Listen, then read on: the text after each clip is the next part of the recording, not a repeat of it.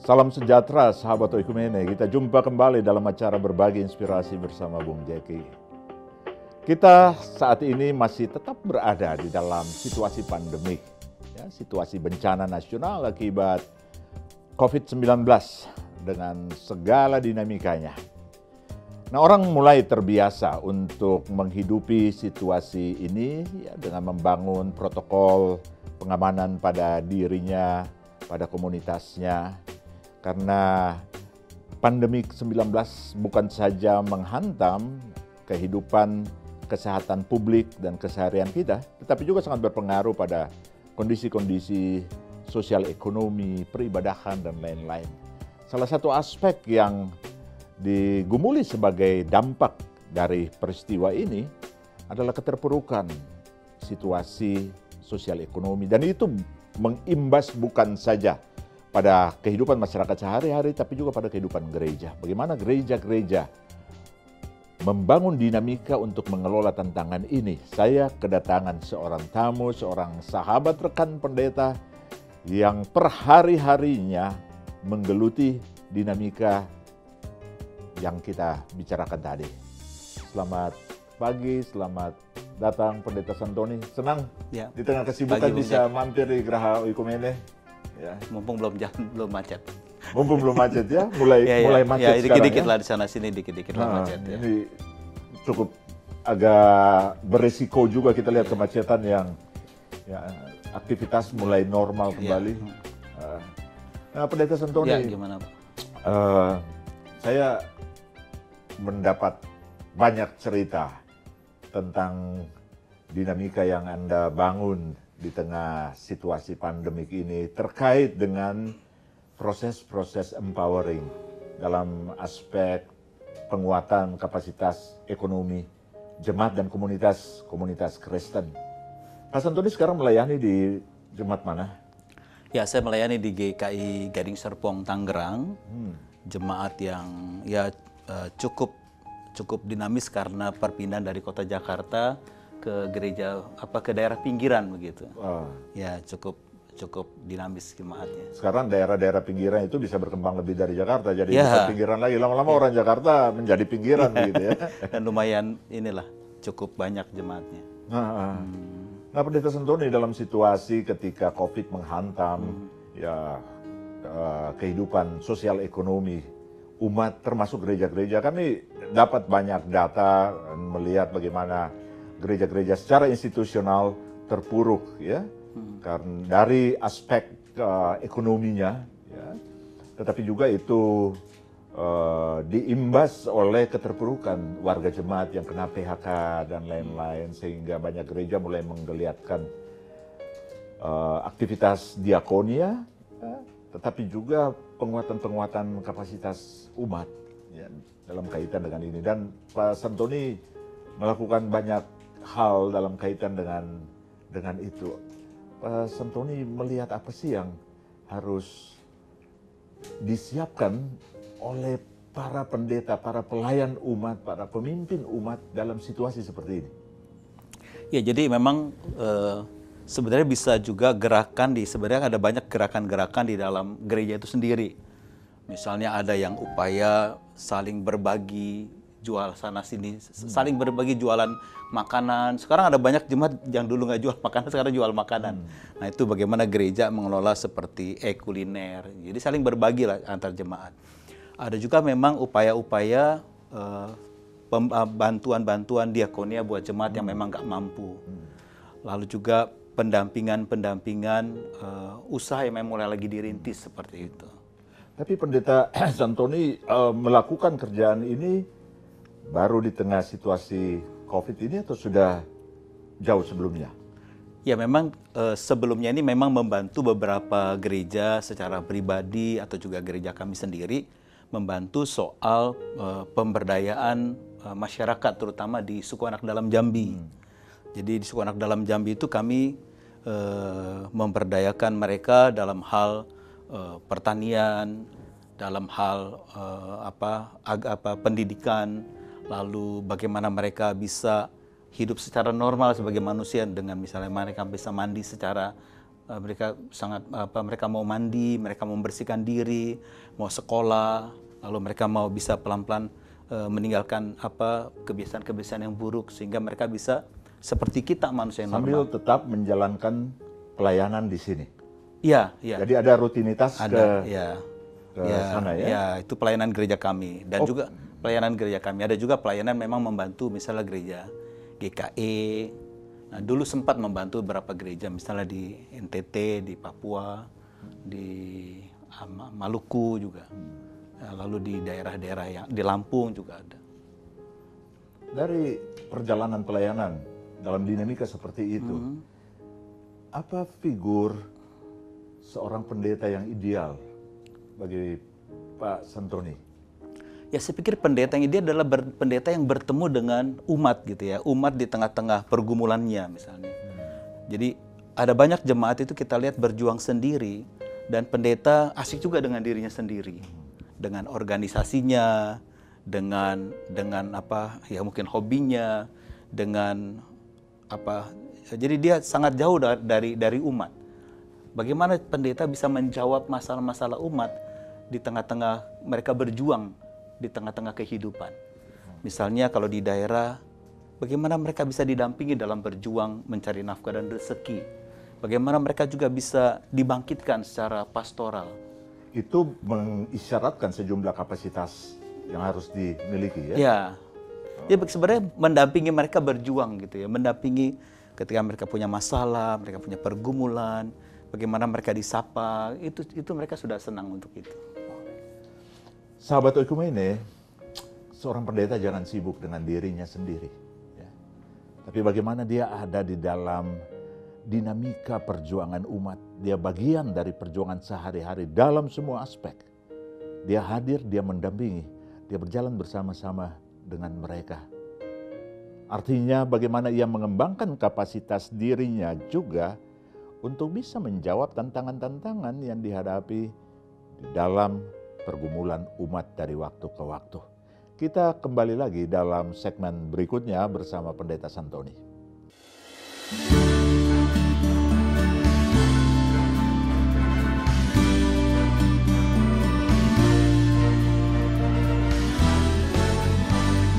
Hai umat pujilah Bapa, Putra dan Roh Kudus, luhurkan namanya.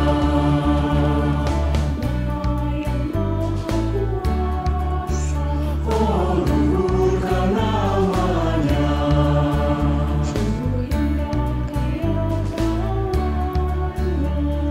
luhurkan namanya. Hai umat pujilah Bapa, Putra dan Roh Kudus, luhurkan namanya. Kristus Allah manusia, oh luhurkan namanya. Semua pencipta kasih-Nya, luhurkan namanya. Hai umat pujilah Bapa, Putra dan Roh Kudus, luhurkan namanya. Allah Roh Maha Kudus, oh luhurkan namanya. Semangatnya menyalakan cinta, luhurkan namanya. Hai umat pujilah Bapa, Putra dan Roh Kudus, luhurkan namanya.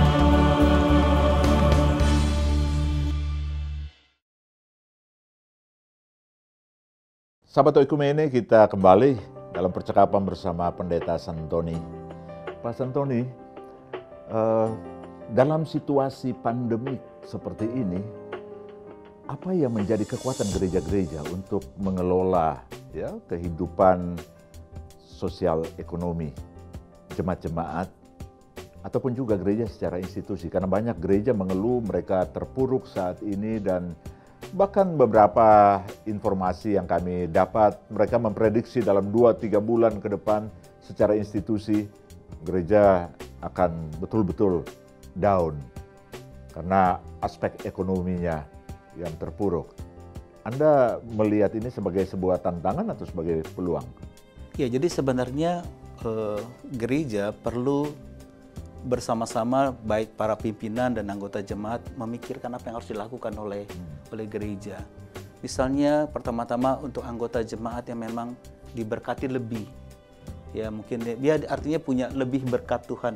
Bagaimana kesempatan inilah bagaimana mereka bisa memberi kepada gereja gitu ya, untuk bisa gereja berjalan dengan baik begitu. Bagaimana Anda kelola itu di jemaatnya Pak Santoni? Ya, ya memang melalui himbauan-himbauan, misalnya soal ketika saling berbagi, apa mereka berjualan begitu ya. Ya yang punya duit pasti beli lah, minta mereka membeli kepada jemaat yang lagi yang tiba-tiba dia misalnya ada anggota jemaat kami, dia buat makanan tertentu gitu. Dulu kerjanya mungkin dia kerja di rumah, lalu kerjaan juga usaha mereka agak seret, lalu dia buat makanan di rumah. Jadi nah teman-teman membeli. Bukan gereja secara institusional yang berjualan. Ya, kita saling Tetapi berbagi. dia memfasilitasi jemaat yes, ya. Jemaat saling berbagi itu otomatis Pak mereka. Ya. Wilayah dengan wilayah, sektor dengan sektor. Jadi misalnya, peran sebagai fasilitator. Karena banyak orang suka bilang gini, gereja jangan urus yang dagang begitu. Ya. Nah itu Gereja yang sekali urus menghambat pemerintahan. akhirnya Pak. Ya? Akhirnya menghambat kan. Jadi ya itu diskusi teologi yang nggak pernah habis-habisnya iya, gitu. ya. Bayangin seperti bait Allah orang berjualan Yesus marah begitu. Ya, jadi ya saling berbagi, jemaat itu saling berbagi gitu ya. Kalau punya rezeki kita bisa beli, jemaat yang membutuhkan, tiba-tiba mereka bisa pintar masak. Ada banyak sekarang orang jemaat itu ternyata pintar masak gitu kan. Iya, bisa saling berbagi. Satu dengan yang lain saling membeli yang makanannya, lain masak, yang kemudian beli, yang lain ya karena nganter. takut keluar kan, takut ke restoran gitu ya. Ya jemaat yang pintar masak dia jualan dan memang nggak mampu kita jadi bisa komunitas beli. itu menjadi market. Ya, jadi sendiri, saling ya? berbagi komunitas. Ada yang produksi, ya ada yang dan ini banyak sekali di gereja-gereja. Kayaknya bukan hanya di GKI itu, banyak gereja lain tuh itu terjadi tuh. Ya, Jadi tiap minggu nambah tuh yang kuliner itu ada semacam kuliner lah, ada warung gereja Tapi juga lah. saya dengar Anda juga mengembangkan bukan hidroponik ya, organik. Organik. Ya, jadi memang dengan cerita sedikit ya tentang saya itu. dengan teman ada memang waktu 2 tahun ini dengan teman-teman dari Surabaya kami membantu pemberdayaan jemaat-jemaat. Jadi waktu itu kami membantu gereja di Banyuwangi misalnya melatih orang-orang dari NTT, dari beberapa daerah itu untuk melatih mereka bertanam organik. Itu kalau 3 bulan dilatih. Jadi mereka dilatih menanam, dilatih merawat dan segala macam. Nah ini teman-teman di Surabaya ini juga sampai sekarang masih membantu. Misalnya bagaimana jemaat-jemaat itu mulai membudidayakan sayur, tanaman segala macam. Misalnya asrama-asrama sekolah-sekolah teologi itu banyak dibantu oleh jadi kami sebut dengan pengembangan Indonesia bagian timur. Jadi mereka nanam sayur dan mereka bisa nikmati buat anak asrama dan juga bahkan ada yang bisa dibagikan dan dijual begitu. Produksinya disalurkan kemana? Terutama untuk diri sendiri asrama, lalu juga bisa juga untuk dijual begitu. Nah itu butuh sejumlah training ya? Ya ada, ada. Jadi ada pelatihnya, dilatih bagaimana mereka menanam, itu organik begitu ya. Lalu bagaimana pupuknya yang organik, itu dilatih dan ada yang melatihnya. Lalu ada siapin bibitnya gitu ya. Bibitnya diberikan dengan dengan cuma-cuma gitu ya. Dan katanya Anda juga menyalurkan bibit bagi yang Iya perlu, bisa ada ya. Tinggal kalau ada perlu kita tinggal bagikan bibit. Kalau memang buat gereja ingin mengembangkan pertanian, sayur mayur dan segala macam, itu bisa dikembangkan walaupun tanahnya sedikit, itu bisa dilatih. Dan siap melatihnya. Dilatih dalam situasi ini latih seperti apa? Lewat daring, online. Oh ya, luar biasa ya. Jadi seri pelatihannya ada. Ada setiap Senin kami ada. Senin sore itu ada pelatihannya. Dan pelatihnya dari warga gereja juga. Warga gereja. Memang mereka adalah orang-orang yang memang sudah menyerahkan hidupnya untuk melayani pengembangan pertanian. Mereka siap melatih. Jadi sebagai fasilitator, ya, tapi mendampingi juga mediator untuk mendampingi sampai bisa itu Pak, didampingi sampai bisa begitu ya. Dan hasilnya cukup baik. Beberapa gereja banyak kan asrama-asrama sekolah teologi, susteran itu dibantu. Jadi memang yang penting gimana gereja bergerak. Minimal jemaat, kalau tanahnya nggak perlu luas begitu ya. Bisa di rumah, di mana begitu ya. Kayak saya di rumah nanam kangkung, bayam, Saya dengar sawi. juga singkong katanya dibagi-bagi juga. Ya. Singkong dibagi-bagi di gereja. Kebetulan kami punya dapat gitu, bagi-bagi nanam singkong lah gitu ya. Jadi segala upaya, sayur-sayur juga menarik sekali. Bibit kita bisa ada teman-teman bisa memberikan bibit itu buat gereja-gereja. Skala produksinya bagaimana Untuk selama ini? Maksudnya di jemaat saja atau juga enggak, kalau dikembangkan saya kebetulan itu pribadi dengan beberapa teman-teman yang memang terbeban melayani gereja-gereja di Indonesia, terutama di Indonesia bagian timur gitu ya. Nah, misalnya pengembangan, jadi kita ada butuh kita kirim bibit itu dan dibantu bagaimana menanamnya dan segala macam. Sahabat Oikumene, di gereja resource banyak sekali. Ya. Banyak orang yang punya kapasitas untuk menjadi trainers. Dalam situasi ketika dibutuhkan penguatan ekonomi jemaat dan lain-lain. Banyak orang yang bisa memberikan kontribusi ya, untuk ketersediaan bibit atau juga bantuan-bantuan lainnya. Tugas gereja adalah memediasi perjumpaan sumber daya itu antara yang siap membantu dan yang membutuhkan. Menjadi mediator adalah sebuah panggilan yang harus dikelola dan dikembangkan kapasitasnya bagi banyak hamba Tuhan, bagi banyak pelayan gereja. Kita bisa menjadi kuat sebagai satu keutuhan yang bersinergi di dalam situasi yang tidak gampang ini. Kita kembali lagi dalam segmen berikutnya bersama Pendeta Santoni.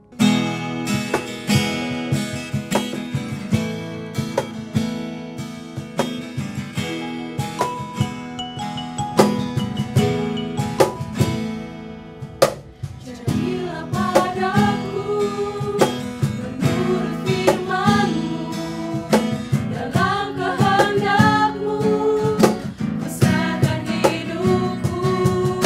Kau yang maha tahu dalamnya hatiku, segenap jiwaku merindukanmu.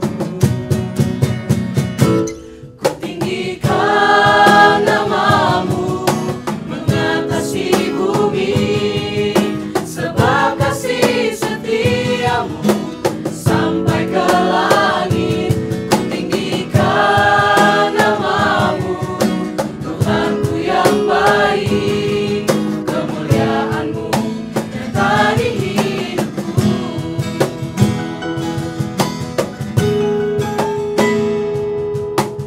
Jadilah padaku menurut firman-Mu, dalam kehendak-Mu besarkan hidupku. Kau yang maha tahu dalamnya hatiku, segenap jiwaku merindukanmu. Ku tinggikan nama-Mu mengatasi bumi, sebab kasih setia-Mu sampai ke langit. Ku tinggikan nama-Mu, Tuhanku yang baik, kemuliaan-Mu nyata di hidupku.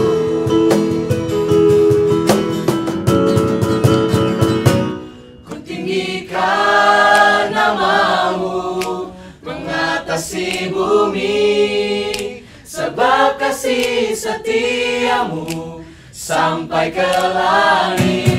Ku tinggikan nama-Mu, Tuhanku yang baik, kemuliaan-Mu nyata di hidupku. Kemuliaan-Mu nyata di hidupku.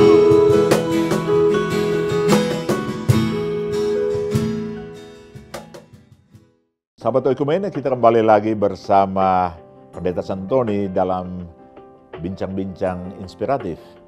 Pak Santoni, ini kan banyak gereja sekarang ya dipaksa atau terpaksa oleh situasi ini mengembangkan dinamika-dinamika transformatif ya. gagasan-gagasan kreatif untuk mengembangkan sumber daya potensi jemaat yang ada dalam bidang ekonomi. Nah, Pak Santoni melihat ke depan apakah ini sebuah pola baru yang harus dilanggengkan, ya? Atau ini hanya temporer dalam situasi ini? Ya, jadi saya pikir pemikiran saya pernah ingat dengan Romo Mangun yang berbicara soal komunitas basis, Pak.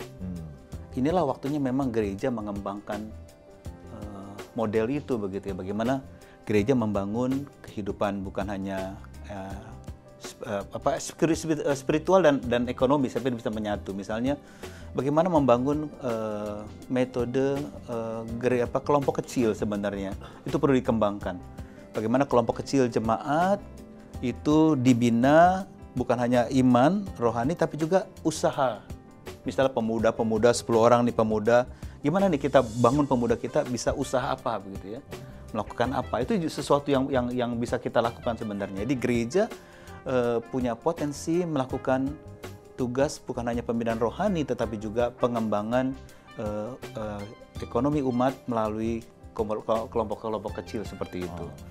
Misalnya usaha ada satu kelompok usaha kopi misalnya gitu ya.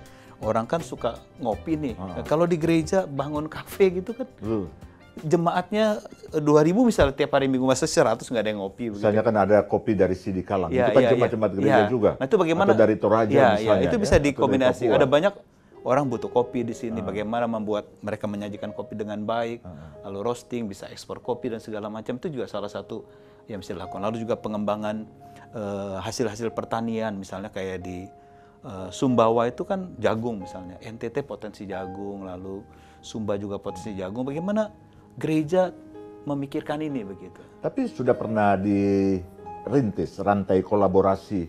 Nah ini yang memang lagi coba terus diupayakan, karena kita terlalu gereja seringkali asik dengan dirinya sendiri. Iya, gitu, ya. Pak. Kita memikirkan diri kita sendiri, yang penting gereja gua aman lah, yang lain terserah, begitu yang seringkali terjadi kan. Jadi gereja bagaimana sekarang kita mungkin PGI bisa bersama-sama kita menyatu membangun apa nih usaha-usaha yang bisa kita bantu gereja-gereja setempat. Misalnya bukan hanya soal pertanian tapi bagaimana kesiapan mentalnya di dalam menangani semuanya ini. Saya pikir kita bisa menjalin jejaring untuk membangun kehidupan gereja yang benar-benar eksis tengah-tengah bangsa Indonesia, membangun bukan hanya iman rohani tapi juga sosial ekonomi juga bisa dibangun. Ketika kita bicara ekumene kan kita bicara jaringan sebenarnya. Iya. Artinya gereja punya modal sosial yang cukup kuat dan tersedia untuk membangun sebuah tinggal jaringan. Mengisinya sebenarnya Pak, tinggal mengisinya gitu kan. Kadang-kadang kita asik dengan teologi gitu, asik dengan rapat-rapat gitu ya. Ini yang real-real ini mungkin perlu kita wujudkan gitu kan. Supaya kelihatan nih, ini loh, jemaat butuhnya itu kan bukan butuh jemaat itu butuh sesuatu yang bisa mereka nikmati. Bukan hanya rohani, iman, lalu juga kehidupan yang nyata ketika mereka berhadapan dengan kehidupan rumah tangga, ekonomi dan sebagainya. Nah, dalam situasi seperti ini kan orang tiba-tiba disadarkan bahwa teknologi menjadi penting. Teknologi informasi sehingga muncul gagasan-gagasan startup untuk gereja, kolaborasi-kolaborasi online. Apakah Anda melihat ini sangat prospektif ke depan, memakai medium ini? Oh iya harus, jadi memang kita bisa, misalnya sekarang dengan COVID gini kita nggak bisa kemana-mana, bagaimana misalnya gereja ingin melatih jemaat bertani, misalnya. Ini bisa ada berapa teman-teman bisa melatih lewat online, gitu. Dilatih secara dengan nggak susah begitu, nggak perlu kesana begitu kan, dan bisa terus diamati, didampingi segala macam. Itu bisa Pak, peluang-peluang itu bisa kita kerjakan. Ketika jejaring ini kita kerjakan. Dan Pendeta Santoni juga terlibat dalam pelatihan-pelatihan seperti itu? Iya, dengan teman-teman. Ya, aja ada berapa teman. Jadi teman saya misalnya mereka belajar budaya pertanian yang cukup dalam, bertahun-tahun dia melatih. Jadi bisa membangun urban farming, membangun pemetaan mau pertanian, peternakan, perikanan itu bisa dilakukan. Gitu. Ada banyak yang bisa membantu itu Pak sebenarnya. Iya. Kita tinggal minta anggota gereja di sini membantu di sana gitu ya.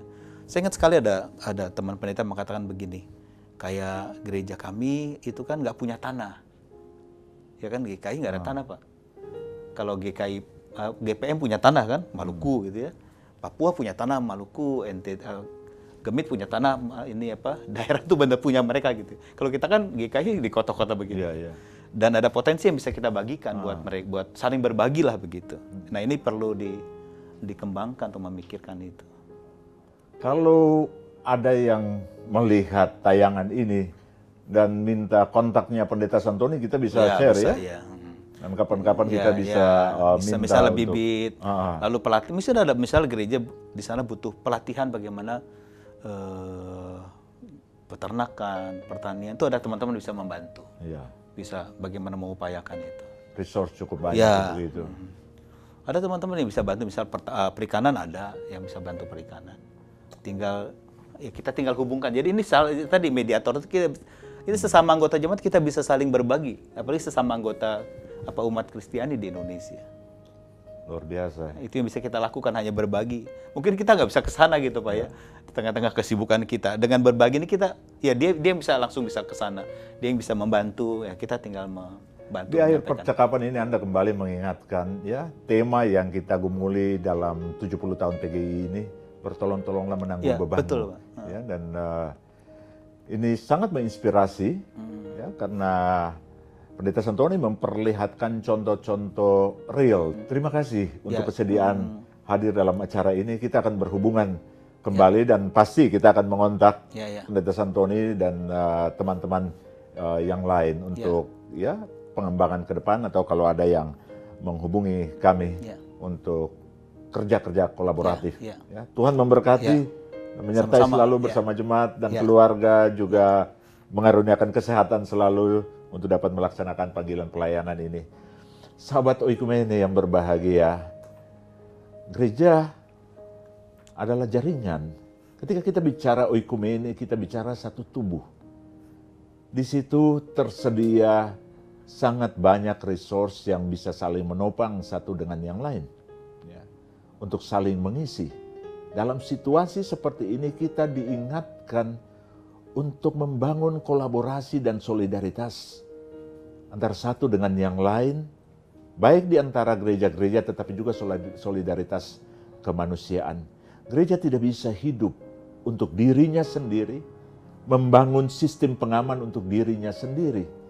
Karena dengan demikian, dia bukan menjadi gereja yang mengalir. Dia bukan menjadi gereja di dalam perspektif kekristenan yang selalu terpanggil untuk memberi diri di dalam pelayanan, bahkan pengorbanan diri bagi sesama. COVID menyediakan panggung, Corona menyediakan panggung untuk kita merayakan panggilan solidaritas kemanusiaan kita. Merayakan panggung merupakan menyediakan panggung untuk gereja-gereja menyatakan panggilan iman, panggilan oikumenenya untuk saling menopang dan saling membangun. Untuk mendukung acara-acara berbagi inspirasi selanjutnya, jangan lupa subscribe channel YouTube Yakoma PGI. Sampai jumpa lagi, Tuhan memberkati.